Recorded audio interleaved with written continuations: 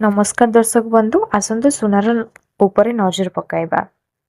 गहना किनिबा पूर्व नजर पकांतु केउं सहर रही केते दर। तेबे जदि आपण सुना किनिबा को चाहुछंती बा योजना करिसंती तेबे प्रथमे जानि नियंतु आजिर सुना दर। आज भारतीय बजार रे 24 कैरेट सुनार मूल्य 1,44,330 टंका रहिछि। सेपरे 22 कैरेट सुनार मूल्य 1,32,300 टंका छुइछि।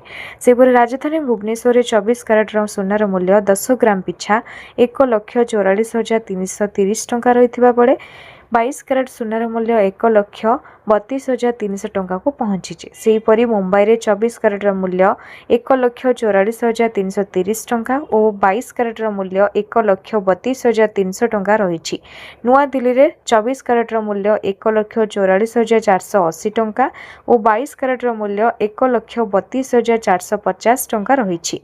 दक्षिण भारतर प्रमुख सहर चेन्नई रे 24 कैरेट मूल्य 1,45,000 टंका रही। तेबे 22 कैरेट मूल्य 1,33,000 टंका रही। पूर्व भारतर प्रमुख सहर कोलकाता रे यथाक्रमे 44,330 और 22 कैरेट मूल्य 1,32,330 टंका रही। अन्यपटे रूपा किलोग्राम पिछा 2,35,000 टंका रही।